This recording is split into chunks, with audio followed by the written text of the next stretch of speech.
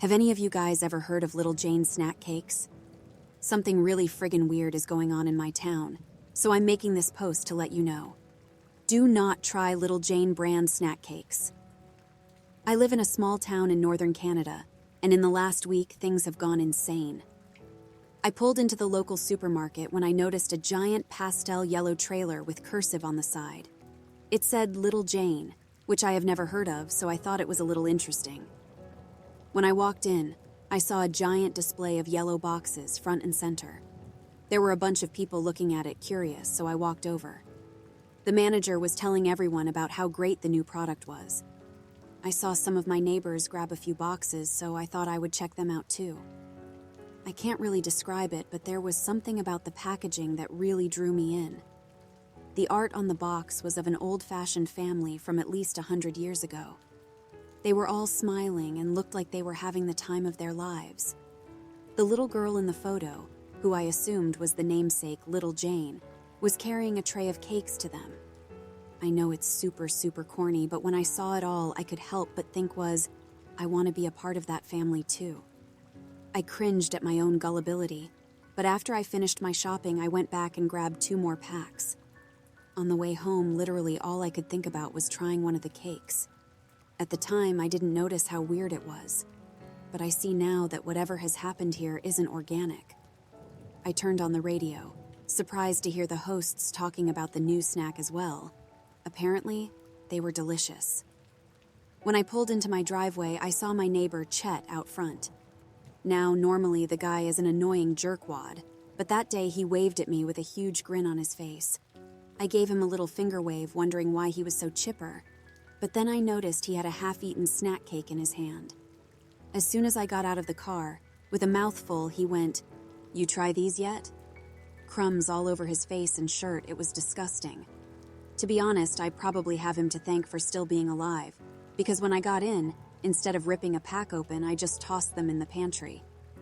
I made myself supper and turned on the TV. I cranked up the volume to hear the news because the idiots across the street were fighting louder than I had ever heard.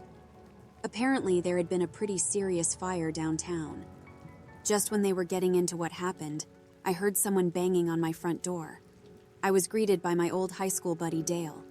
He looked like a wreck. His clothes were dirty and ripped in multiple places. Now, I hadn't spoken to Dale in close to 5 years. I was stunned. I was happy to see him, but it was so random. We did a little hug pat, and I looked him over, wondering what he was there for. I kid you not. The first thing out of his mouth was, "You got any of those new snack cakes?" I was baffled. Like I said, I hadn't seen this guy in like half a decade, and all he wants is to ask me for some junk food. At this point, I was over it and pissed off. So I walked to the pantry, grabbed the boxes, and basically shoved them into Dale's arms. I was like, "You want the cakes? Here, take the cakes. Nice to see you too." And I shut the door on him. I was starting to feel a little uneasy.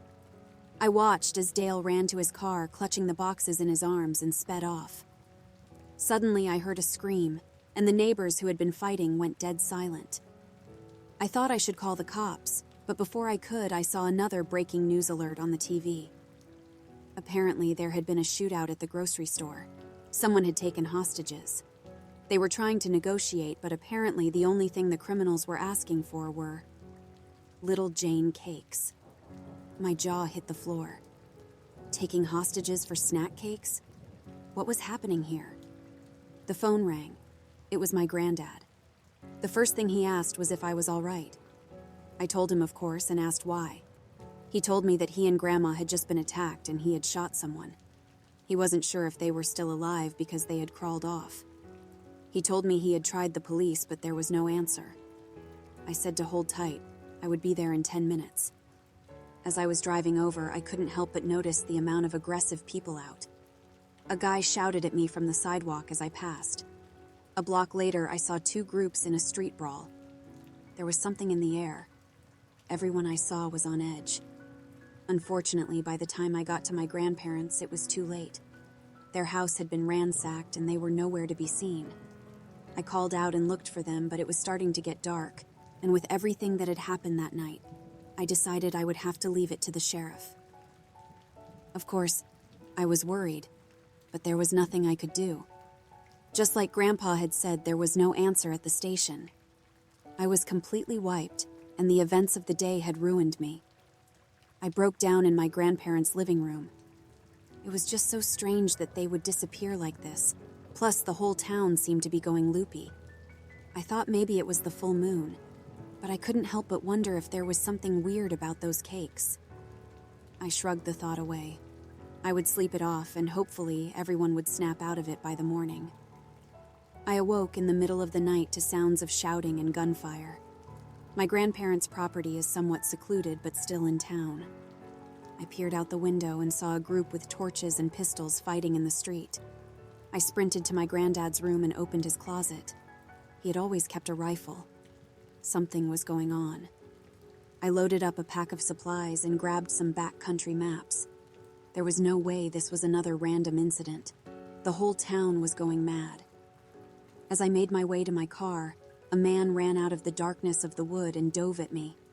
I narrowly got out of the way and started sprinting. I hopped in my car and drove peeled out. It looked like a scene from a horror film. People were walking around with pipes and bats, shouting and smashing vehicles. Multiple buildings were in flames, including the town hall. I hit the gas, fast, but still in control of the vehicle.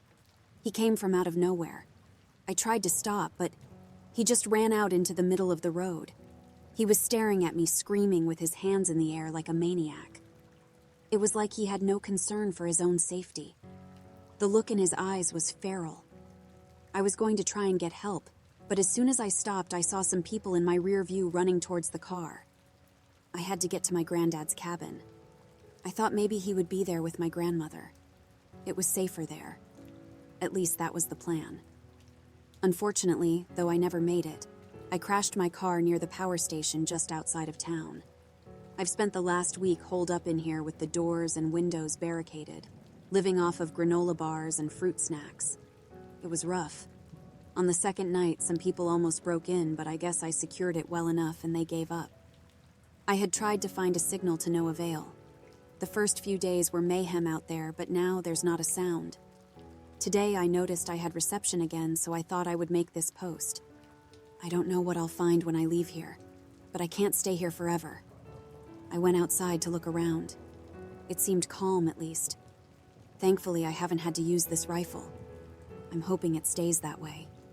I don't know what's become of my grandparents or the town, but it cannot be good. I hope none of you encounter this same fate. Do not, under any circumstance, try Little Jane snack cakes.